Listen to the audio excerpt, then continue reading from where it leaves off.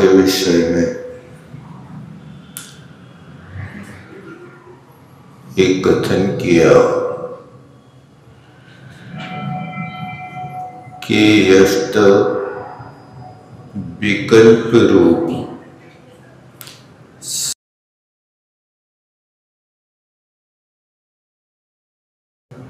अवस्थाएं हैं।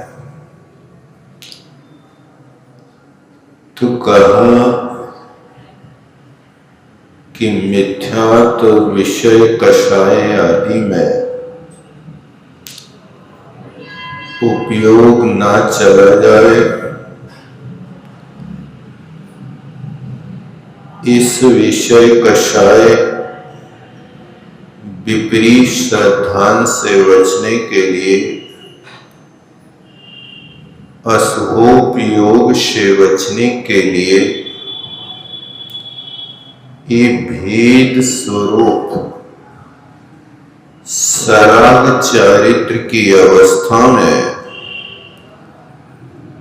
एक प्रतिक्रमण आदि 8 भेद अमृत कुंभ माने जाते हैं। इस शब्दाचार्य जैसे महाराज ने स्पष्ट किया अपनी टीका में। देखें आप इस पंक्ति में चौथे नंबर की पंक्ति, जैसेन महाराज की टीका,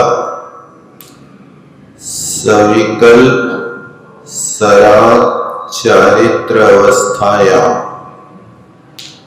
सविकल्प कहें अथवा भेद रत्नत्रय कहें, विकल्प का अर्थ भेद भी होता है, अथवा व्यवहार रत्नत्रय कहें, अथवा संयम को 2 नामों से और कहा जाता है, एक उपेक्षा संयम और एक अपर संयम। वीतराग चारित्र को उपेक्षा संयम कहते हैं और सराग चारित्र को अपहृत संयम कहते हैं। ऐसा प्रवचन सार चरणानुयोग चूलिका में आचार्य महाराज ने भेद किया है। तो सविकल्प अवस्था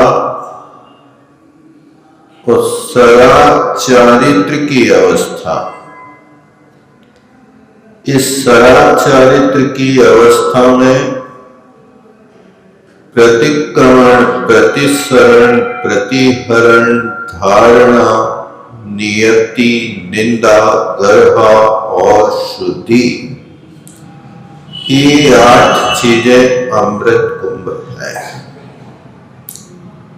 अमृत कुंभ कहने का अभिप्राय के आगे विकास के लिए ये तुम्हारे लिए बहुत बड़ी सहयोगी है। यदि इनको नहीं करोगे तो फिर आप अशुभोपयोग में प्रवेश कर जाओगे। आगे लिखते हैं तथापि तो भी राग देश मोह ख्याति पूजा लाभ दृष्ट श्रुत अनुभूत भोगा कांक्षा निदान बंधादि समस्त पर द्रव्य आलंबन विभाव परिणाम शून्य। बहुत प्यारे शब्द दिए हैं। व्यक्ति संयम से च्युत होकर के कैसी कैसी अवस्था में पहुंच जाता है, कैसे परिणाम होने लगते हैं। तो कहते हैं तथापि यानी तो भी राग देश मोह संसार की सबसे बड़ी मूल जड़ है, तो ये है।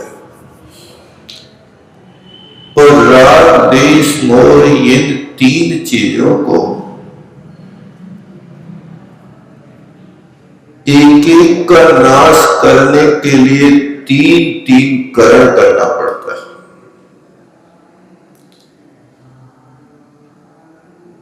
मोह का नाश करेंगे सबसे पहले तो भी 3 करण के परिणाम होंगे। इनमें राग देश तो एक एक करण से मिट जाता है, लेकिन मोहिनी के लिए तो 3 बार 3 करण करते हैं, तब जाकर के मोहिनी की छपड़ा होती है। जो खम्मा जितना गहरा जमीन में गड़ा होता है, उसको उखाड़ने में उतना ज्यादा परिश्रम करना पड़ता है। ये मोर का खम्मा इतना गहरा गड़ा है, इतना गहरा गड़ा है, असंख्यात बार इसको हिलाया लेकिन उखाड़ नहीं पाया। हिलाने का अभिप्राय, इस जीव ने अनेक बार प्रयोग लब्धि तक का तो परिणाम किया, लेकिन करण लब्धि में नहीं पहुंच पाया। यानी प्रयोग लब्धि तक पहुंच जाना, वो मोहरूपी खम्मा बहुत गड़ा गहरा था, उसको हिलाया तो, लेकिन जब तक 3 करण का परिणाम नहीं हुआ तब तक उखाड़ नहीं सका उसको, क्योंकि खम्मा को उखाड़ने के पहले हिलाना पड़ता है। उखाड़े कभी खम्मा के नहीं उखाड़े, कभी उखाड़े तो नहीं होंगे, लेकिन जो खम्मा गाड़ते और उखाड़ते हैं उनके पास खड़े होकर के देखना पड़े। बहुत देर तक उसको हिलाते रहते हैं, फिर पूरी ताकत लगाते हैं, फिर उसको उखाड़ के बाहर फेंकते हैं। यानी प्रयोग लब्धि तक प्रवेश किया, उस खम्मा की जड़ तो हिला दी, लेकिन अभी उखाड़ नहीं पाए, और जड़ हिली और फिर लौट के वापस आ गए, फिर प्रयोग लब्धि से गिर गए और फिर नीचे आ गए। ऐसा बहु बार हुआ, लेकिन सफलता नहीं मिली। अगर सफलता मिली तो अकेले मोह को नष्ट करने के लिए 3 करण के परिणाम, 3 बार करण किए, और चारित्र मोहिनी के खम्मा को उखाड़ने के लिए अनंतानुबंधी की विसंयोजना के लिए करण किए।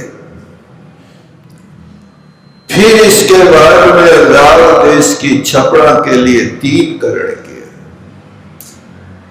तो द्वेष तो 9वें गुण स्थान में छपित हो गया, लेकिन राग 1 गुण स्थान और आगे बढ़ गया। सूक्ष्म लोभ ने 1 गुण स्थान और आगे छलांग लगा दी, और 10वें गुण स्थान में जाकर के फिर अपने अस्तित्व को त्याग सका। तो ये राग देश मोह, और इनमें सबसे बड़ी बीमारी है ख्याति पूजा लाभ के। जो ख्याति लाभ पूजा चाह, धरि करम विविध विध देहरा, आत्म मनात्म के ज्ञानहीन, जे जे करनी तन करण छीन। आत्म और अनात्मा का ज्ञान नहीं हुआ, लेकिन तन को छीन करने वाली करनी करता रहा। घोर तप किया, नदी में कूद गया, डूब गया, पर्वत से गिर गया, सागरों पर्यंत स्नान करके धर्म मानता रहा। आपदा सागर स्नाने मुच्या सिक्तास्मनाम गिरिपाटों के परतस्य लोक मूढ़म निगते थे। ये सब किया लेकिन फल कुछ भी नहीं मिला। आचार्य श्री कहते थे, ख्याति शब्द का प्राकृत में खाई बनता है, और खाई का अर्थ हिंदी में गड्ढा होता है। यानी ख्याति में गए और खाई में गिर गए, यानी गड्ढे में गिरना ही है। ये ख्याति की स्थिति है, और ख्याति एक ऐसा मीठा जहर है कि हर व्यक्ति चाहता है कि मैं लोग पूज्य हो जाऊं, लेकिन लोग पूज्य भावना से नहीं बनते हैं। लोग पूज्य तो अखंड ब्रह्मचर्य से बनते हैं। इसलिए आचार्यों ने त्रैलोक पूज्य ब्रह्मचर्य कहा है। वहां पर जब स्थिति होती है तब जाकर के ये कार्य होता है। तो ये ख्याति के जहर से बचो। प्रसिद्धि जब भी होती है तो अच्छा तो लगता है, लेकिन प्रसिद्धि में विशुद्धि खत्म हो जाती है। प्रसिद्धि होगी तो लोग तुम्हारे पीछे पड़ेंगे, और पीछे पड़ेंगे तो तुम्हें अपनी आत्मा की साधना से वंचित होना पड़ेगा। तुम आत्मा की साधना करने के लिए समय नहीं दे पाओगे। इसलिए अप्रसिद्धि में बड़ा ही आराम है, अपनी ही सुबह और अपनी ही शाम है। प्रसिद्धि में मिलता नहीं, आराम है, होती कहीं सुबह और होती कहीं शाम है। इसलिए यह प्रसिद्धि में बड़ा ही आराम है। अप्रसिद्धि में जो है, जिनकी ख्याति नहीं है, वे बड़े सुखी हैं, और जिनकी ख्याति है उनको अच्छा तो लगता है कि समय से लोग हमारे द्वारे पर पहरा दे रहे हैं, लेकिन आत्मा की साधना से बहुत दूर है। इसलिए कहा ख्याति पूजा मेरी प्रतिष्ठा हो, मेरी पूंछ हो, मेरी मूंछ बनी रहे। ये बहुत बड़ा जहर है अध्यात्म के क्षेत्र में। इससे बचने की कोशिश करो। जब तक ये होता है, पूजा का भाव होता, प्रतिष्ठा का भाव होता, तो जहां प्रतिष्ठा की अपेक्षा है वहां उपेक्षा भी होती है। हमेशा आपकी इच्छा के अनुसार काम नहीं हो सकता। आप किसी दूसरे व्यक्ति से तो प्रतिष्ठा पा सकते हो। आप जिस गली से निकल जाते हो, लोग आपके लिए दंडवत करते हैं, सलूट मारते हैं, आसन से उठते हैं, नाश्ता पानी खिलाते हैं। लेकिन आप जब दिन भर की यात्रा करके शाम को अपने घर में प्रवेश करते हो, तो क्या आपकी पत्नी आपको सलूट मारती है? क्या आपका बेटा आसन से उठ करके तुम्हारे लिए प्रणाम करता है? दुनिया से तो पूजा चाहे रहे और प्रतिष्ठा चाहे रहे, लेकिन तुम्हारे घर के भीतर इतना बड़ा घोटाला है कि घर के लोगों के सामने तुम्हारी क्या प्रतिष्ठा है, बताओ, है कुछ के नहीं है? आप लोग नहीं बताओगे, मुझे पता है।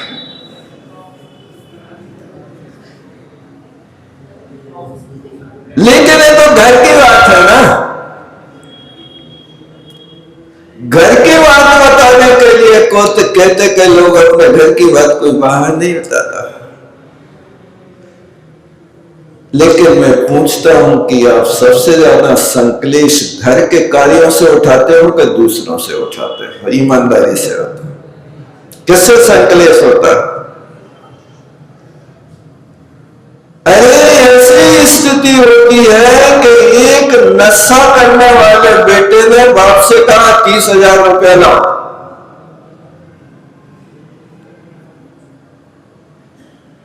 और बाप को इतनी गुस्सा आई कि उसने अपने जवान बेटे को मौत के घाट उतार दिया। क्यों? इसको रोज नशा के लिए चाहिए पैसे, रोज पैसा मांगता है, रोज नाटक करता है। इसलिए आज तो मैंने सोच लिया कि इसका काम तमाम कर। क्या है ये आस्तीन के सांप जिनको मैंने हार समझा था गला सजाने के लिए, वही मुझे डसने के लिए नाम बन बैठे।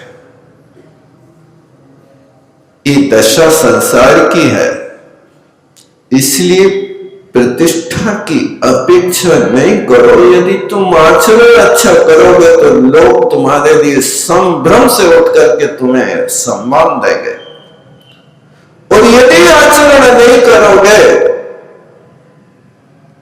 तो फिर तुम्हारी बात कोई मानने वाला नहीं है।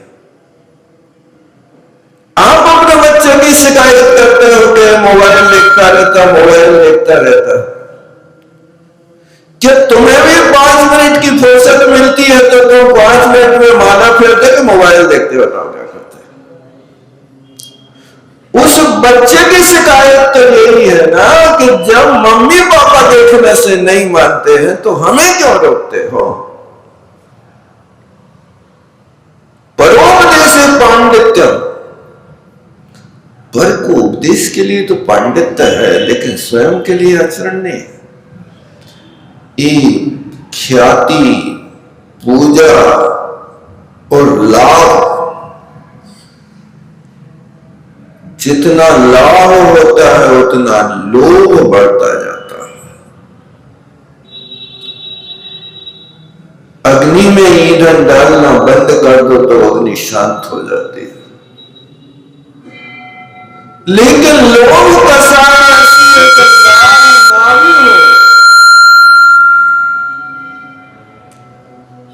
तो भी वो आगे सोचता रहता है, योजनाएं बनाता रहता है। ये लोभ की प्रवृत्ति बढ़ती रहती है। जीवन में अगर तुम्हारा ठेका सरकार ने ले लिया, परिवार ने ले लिया कि तुम्हारा जीवन बीमा बन गया, अब जीवन बीमा बनने के बाद कम से कम हाथ पे हाथ रख करके घर में तो बैठा, तो फिर दूसरी योजना सोचता है कि अब कोई नई दुकान खोले, फ्री हो गए, नया काम करें, मंदिर में जाए, सदावर्षक पालन करें, भगवान की भक्ति करें, संतों का समागम करें, तीर्थों की यात्रा करें, और देश विदेश में जाकर के संतों की सेवा करें, महीनों महीनों उनके पास रुक करके उनके लिए आहार दान आदि देकर के सेवा करें, और संतों जैसी आचरण करने की बुद्धि नहीं आती। अब 60 साल में सरकार ने तुम्हें छुट्टी दे दी कि जाओ आप अपने आराम से घर में साधना करो, और वो वहां से आया यहां पर फिर जाकर के दूसरी फैक्ट्री खोलने के मूड में बैठा।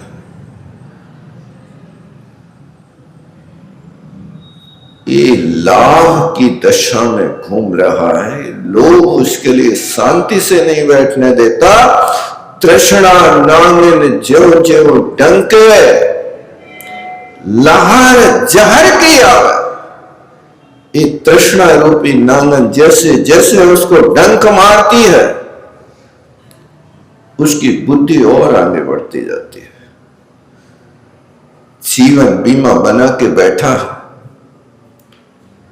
सबकी व्यवस्था है अपने भविष्य की। कोई ने आज तक कर्म के विषय में विश्वास नहीं किया। जीवन बीमा पे घोर विश्वास। अब वो बीमा तो बना लेता है लेकिन एक पाई स्वयं खर्च नहीं करता।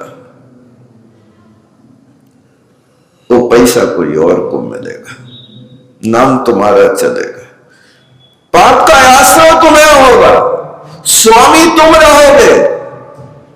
तुम्हारे जाने के बाद कोई दूसरा स्वामी रहेगा और पूरी जिंदगी भर तुम उसका ब्याज के विषय में या कछु विषय में सोचते रहोगे, आश्रय तो करते रहोगे, घोर बंद करते रहोगे, लेकिन मिलेगा कुछ नहीं आपको। ये ख्याति पूजा लाभ, बहुत गजब के शब्द हैं, देखो इनको ध्यान में रखना। वो कहते हैं दृष्ट श्रुत अनुभूत भोग, देखे हुए, सुने हुए और अनुभव में आए हुए, ये तीन प्रकार के भोग हैं। आंखों से साक्षात देखा भी है और उन भोगों को चखा भी है, अनुभव भी किया है और रोज भगवान के सामने पड़ेगा। भोग बुरे भव रोग बढ़ावे, भेरी है जग जी की। पढ़ते क्या नहीं पढ़ते?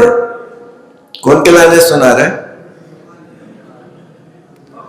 भोग बुरे भव रोग बढ़ावे, ये भगवान के भाव को बढ़ा रहे हैं कि तुम्हारे भाव को बढ़ा रहे हैं? बताओ किसके भाव को बढ़ा रहे हैं? कौन के लाने सुना रहे पढ़ते? हम तो रोज पढ़ रहे बैराग भावना, पढ़ तो रहे हो,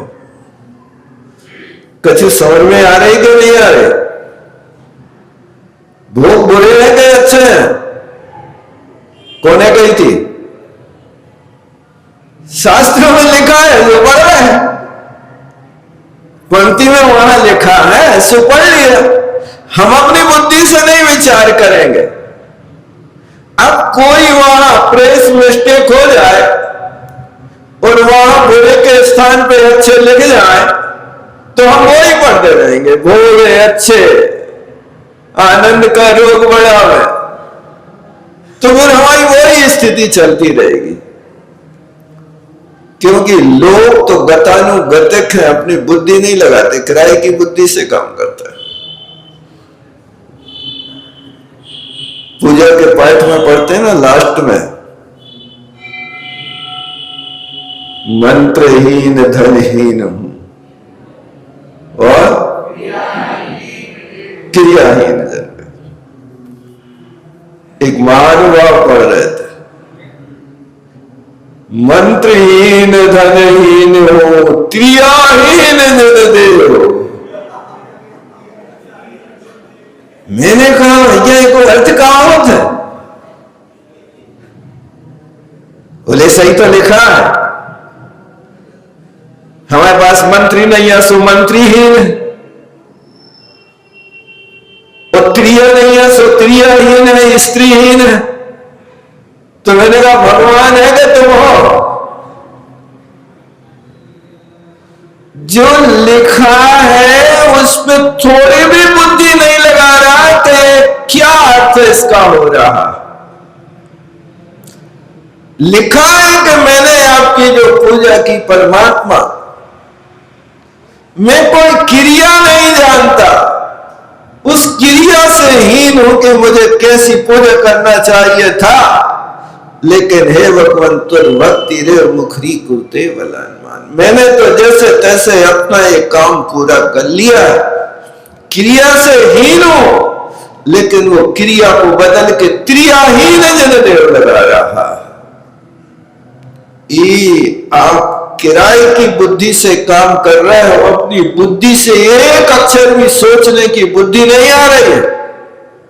50 वर्ष बीत गए, वही चल रहा। इसलिए दृष्टा, श्रोता और अनुभव इन भोगों से कोई भी व्यक्ति अपरिचित नहीं है। खूब सुन रहा है, भोग बुरे भोग, रोग बड़ा है, लेकिन कुछ भी आज तक समझ में नहीं आ रहा। ये भोगों की आकांक्षा रूप निदान बंध, इस समस्त पर द्रव्य के अवलंबन के विभाव परिणाम से शून्य। देखो क्या बना रहे हैं यहां पर, अमृत कुंभ और विष कुंभ किस अवस्था में किसको कहा जा रहा है, अच्छे से पकड़ना है। यहाँ ये विशेषण किसके लिए दिए जा रहे हैं ये भी रखना। कौन ऐसा जीव है कि जो सबके साथ लगाना, परिणाम शून्य, राग देश मोह परिणाम शून्य। ये नीचे की क्रिया को एक एक पद के साथ जोड़ना। ख्याति पूजा लाभ परिणाम शून्य, फिर लगाना दृष्ट श्रुति अनुभोग आकांक्षा रूप निदान बंधादि परिणाम शून्य। एक फिर आगे समस्त पर द्रव्यों के अवलंबन के परिणाम से भी शून्य है। इतनी चीजें हैं, ये अंत दीपक है परिणाम शून्य। एक एक पद के साथ परिणाम शून्य लगाओ, इसको ध्यान सूत्र बनाओ। राग परिणाम शून्य, द्वेष परिणाम शून्य, मोह परिणाम शून्य, यानी शून्य करते जाओ। इन सब चीजों से अपनी आत्मा से बाहर कर दो, मेरा इनसे कोई संबंध नहीं है। इतना करने पर कह रहे विभाव परिणाम शून्य, जहां अपने औपशमिक छायिक परिणाम को छोड़ करके औदैहिक परिणाम में बुद्धि जाती थी, वहां मिथ्यात्व कषाय लिंग आदि में उपयोग लगा था। उस औदिक भाव से हटा करके इन परिणामों में बनाना औपशमिक भाव है। छायोपशमिक भाव दर्शन मोहिनी का छायोपशमिक भाव कल्याणकारी है, क्योंकि दर्शन मोहिनी का क्षयोपशम होगा तो क्षयोपशम सम्यक दृष्टि होगे। ज्ञानावरणी कर्म के क्षयोपशम से कोई सम्यक दृष्टि नहीं बनता। सम्यक दृष्टि की मुख्यता से कथन किया जा रहा है। ज्ञानावरणी कर्म का क्षयोपशम, दर्शनावरणी कर्म का क्षयोपशम तो मिथ्या दृष्टि को भी है, ये केंद्रीय को भी है। उसको क्या अपने आत्मा का अनुभव होता होगा। इसलिए दर्शन मोहिनी के क्षयोपशम को ही विवक्षित किया जाता है। वो छायोपशमिक भाव पकड़ना, दूसरे छायोपशमिक भाव को नहीं पकड़ना। ज्ञानावरणी दर्शनावरणी अंतराय कर्म का क्षयोपशम तो सर्वत्र है, सर्वत्र है। इसके लिए कोई पुरुषार्थ नहीं करना, ये तो चल ही रहा है। मुख्य पुरुषार्थ तो दर्शन मोहिनी की उपसामना और दर्शन मोहिनी कर्म की क्षपणा का मुख्य लक्ष्य होना चाहिए, वो कार्यकारी होता है। इसलिए चिदानंद, अब देखो आगे और क्या लिखते हैं। इन सब चीजों से अपने आप को अनुभव करना कि मैं इन सब चीजों के परिणाम से शून्य हूं। चिरानंद एक स्वभाव विशुद्ध आत्मालंबन भरित अवस्था। अब देखो इनको तो पहले बाहर निकाला, अब तुम्हारे खजाने में क्या भरा है। अपने खजाने की अब बात कर रहे हैं कि उस खजाने में चैतन्य आनंद से भरा हुआ पूरा का पूरा सरोवर लहरा रहा है, लेकिन आप उस पर्दा की ओट में खड़े हैं कि जहां पर आपको ठूंठ सरोवर रेगिस्तान दिखाई दे रहा है, हरा भरा सरोवर तो पर्दा के उस पार लगा हुआ है, अब पर्दा के उस पार झांक करके देखना है। इसलिए अब अपनी ओर कह रहे कि चिदानंद, मात्र एक चेतन का आनंद और कोई दूसरी वस्तु का आनंद नहीं। ऐसे एक स्वभाव विशुद्ध आत्मा का आलंबन लेना।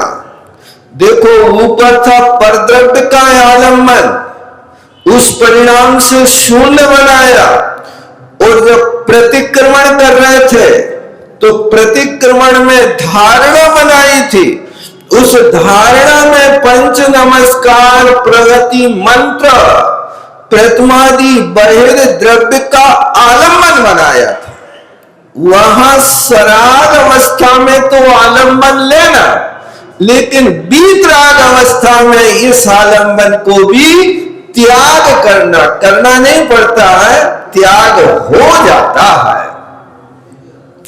उससे भरी हुई अवस्था अब निर्विकल्प शुद्धोपयोग। देखो निर्विकल्प शुद्धोपयोग, यहां पर निर्विकल्प का अर्थ क्या है? ज्ञान दर्शनवत प्रवृत्ति करने लगे, उसका नाम निर्विकल्प है। ज्ञान तो विकल्पात्मक ही होता है, लेकिन जब ज्ञान ऐसा हो जाए कि वो ज्ञान दर्शन की तरह निर्विकल्प हो जाए, कोई भेद बाकी न रहे, उसका नाम निर्विकल्प अवस्था है। देखो दूध अग्नि के ऊपर रखा है, उस अग्नि में दूध खोल रहा है, दूध खोलता है,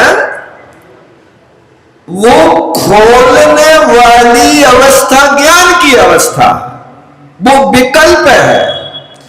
लेकिन खोलते खोलते जब उस दूध पे रबड़ी आने लगती है, तो रबड़ी पूरे के पूरे उस दूध पे बात बलय की तरह परत जमा के बैठ जाती है। देखा कभी? अब वो जो दूध से रबड़ी बन गई, वो रबड़ी की पर्याय निर्विकल्प है। इसी तरह यहां पर ज्ञान विकल्प है, और वो ज्ञान विषय भोगाकांक्षा से उठ करके दूध के ऊपर रबड़ी की तरह जब आ जाए, वही ज्ञान निर्विकल्प ज्ञान कहलाता है। इसलिए कहा निर्विकल्प हो, उस शुद्धोपयोग लक्षण हो। ऊपर शुद्धोपयोग का लक्षण था, यहां शुद्धोपयोग लक्षण वाला ऐसा अप्रतिक्रमण इति गाथा में कहा। माने ये अप्रतिक्रमण को बता रहे कि ऐसे साधक होवे तो उनके लिए फिर प्रतिक्रमण की जरूरत नहीं, उनके लिए अप्रतिक्रमण अमृत कुंभ है। और नीचे जहां स्वरूपयोग है, सराग अवस्था है, उस सराग अवस्था में प्रतिक्रमण अमृत कुंभ है। ये दोनों की परिभाषा अच्छे से समझना। ऐसा गाथा में कहे हुए क्रम से ज्ञानी जन आश्रित निश्चय प्रतिक्रमणादि रूपातु, ये ज्ञानी जनों के आश्रित, ज्ञानी किसे कह रहे हैं अब समझ लेना। किसे कहते ज्ञानी? जो निर्विकल्प शुद्धोपयोग की भूमिका में विराजमान हो गए, उनको ज्ञानी कह रहे हैं। यहां पर विज्ञानी प्रतिक्रमण नहीं करते, उनके लिए अप्रतिक्रमण अमृत कुंभ है। और विज्ञानी शुक्ल ध्यान में पहुंच गए, शुद्धोपयोग में बैठ गए, उनका एक कथन है। ज्ञानी जन के आश्रित ये कौन सा प्रतिक्रमण? अब जब निश्चय प्रतिक्रमण है तो व्यवहार प्रतिक्रमण छूट गया। ऐसे इस प्रतिक्रमण रूप जो तीसरी भूमि उत्पन्न हो गई, तीसरी भूमि कौन सी आ गई? अशुभोपयोग शुभोपयोग से उठ करके तीसरी भूमि शुद्धोपयोग में पहुंच गए।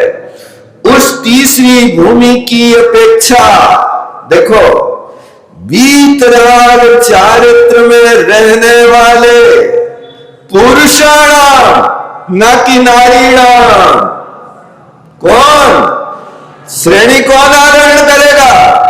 पुरुष करेगा। भाव से भले ही श्री वेद से श्रेणी चढ़ सकता है, लेकिन द्रव्य से तो पुरुष चढ़ेगा। इसलिए पुरुष हो, पुरुषार्थ करो सही। यदि पुरुष हो तो सही पुरुषार्थ करो। वीतराग अवस्था, उस वीतराग चारित्र में स्थित रहने वाले पुरुषों के लिए अब प्रतिक्रमण विस्कुंभ है। समझ में आ गया किनको विस्कुंभ कहा और किनको अमृत कुंभ कहा है? एक बात बहुत स्पष्ट हो गई कि जो शुक्ल ध्यान में पहुंच गए, शुद्धोपयोग में पहुंच गए, जो दृष्ट शुद्ध भोगाकांक्षा निदान बंद के परिणाम से शून्य हो गए और वीतराग चारित्र में पहुंच गए, ऐसे वीतराग चारित्र अवस्था वाले मुनि महाराज यदि छठे सातवें गुण स्थान में होने वाले प्रतिक्रमण को करने आते हैं तो वे फिर वहां से छपट श्रेणी से नीचे आना पड़ेगा और नीचे आएंगे तो उनका फिर आगे का काम गड़बड़ हो जाएगा। इसलिए कुंद कुंद स्वामी इन ऐसे मुनि महाराजों को कह रहे हैं कि तुम कहां छपट श्रेणी चढ़ करके प्रतिक्रमण रूप विस्कुंभ को पीना चाह रहे हो? शुद्धोपयोग छोड़ करके तो यहां पर शुभोपयोग में आना चाह रहे हो। ये आदत अच्छी नहीं है, इसको संभालो। तुम विष पी रहे हो। कई लोग बीड़ी छोड़ देते हैं और सिगरेट पीने लगते हैं। हाँ, तो बीड़ी को त्याग है, ऐसे ही होता है ना। ऐसी कई चीजें हैं लोग बात कि एक चीज छोड़ है और उसके बदले में दूसरी अपनाने लगे। दूध छोड़ है तो उस दिन मलाई खाएगा। हमारा तो दूध का त्याग है, मलाई का थोड़ी है। हमारा तो यहाँ छाछ का त्याग है, तो दही तो अच्छे से खाएंगे ना दिल भर के। ये नहीं, ये छल है। उसके साथ ऐसा नहीं करना, ऊपर की भूमिका की ओर बढ़ना। इसलिए वीतराग चारित्र वालों के लिए कह रहे कि तो स्वोपयोग की ओर झांक करके मत देखो, नहीं तो तुम्हारा गुणस्थान पतित हो जाएगा। इसलिए विष्कुंभ है। किंच दूसरी बात, विशेषा अप्रतिक्रमणम दुग्धम भवति ज्ञानी जनाश्रितम अज्ञानी जनाश्रितम। अब सुनो, एक ज्ञानी जनों के आश्रित और एक अज्ञानी जनों के आश्रित अप्रतिक्रमण है। अब अप्रतिक्रमण माने प्रतिक्रमण नहीं करना। तो ज्ञानी जन प्रतिक्रमण नहीं कर रहे हैं तो भी वे मोह का क्षय कर रहे हैं, वे केवल ज्ञान प्राप्त कर रहे हैं। और अज्ञानी जन प्रतिक्रमण नहीं कर रहे हैं तो वो मोह की वृद्धि कर रहे हैं। ये अंतर है। इसलिए यहां देखो कितने स्पष्ट शब्दों में लिखा, मिला कि नहीं मिला? अप्रतिक्रमणम दुग्धम ज्ञानी जनाश्रितम अज्ञानी जनाश्रितम चेति। अज्ञानी जनाश्रितम यद अप्रतिक्रमणम तद विषय कषाय परिणति रूपम भवति। अज्ञानी यदि प्रतिक्रमण नहीं कर रहा है तो विषय कषाय की परिणति में अपना समय और उपयोग लगा रहा है। इसलिए उसको वो विषकुंभ है, विष पी रहे हो। विषय कषाय रूप विष पी करके तुम अपने आप को संतोष मान रहे हो। वो ज्ञानी जनाश्रित ज्ञानी जीवों के आश्रित अप्रतिक्रमण तू शुद्धात्म सम्यक श्रद्धान ज्ञान अनुष्ठान लक्षण त्रिगुप्ति रूपम। देखो लिख दिया कि नहीं लिखा? त्रिगुप्ति किनकी होती है? निश्चय रत्नत्रय वालों की होती है। इतना स्पष्ट लिखा है, अब इसके बाद भी समझ में ना आए तो फिर कोई क्या कर सकता है। दर्पण की भांति तुम्हारे सामने आगम में उल्लेख है, लेकिन दर्पण के सामने भी कोई आंखें बंद करके खड़ा हो जाए तो चेहरा दिखेगा कि नहीं दिखेगा? ये आगम दर्पण की भांति तुम्हारे सामने रखा है, और इसको आप यदि उपेक्षा करो तो ये आगम के प्रति उपेक्षा आपको संसार वृत्ति का कारण ही बनेगी, संसार मुक्ति का कारण नहीं हो सकती है। ज्ञानी जीवाश्रित अप्रतिक्रमण, तो देखो क्या लिख रहा है? ज्ञानी जीव जो अप्रतिक्रमण करते हैं वे शुद्धात्मा के सम्यक श्रद्धा ज्ञान अनुष्ठान है, लक्षण जिसका ऐसे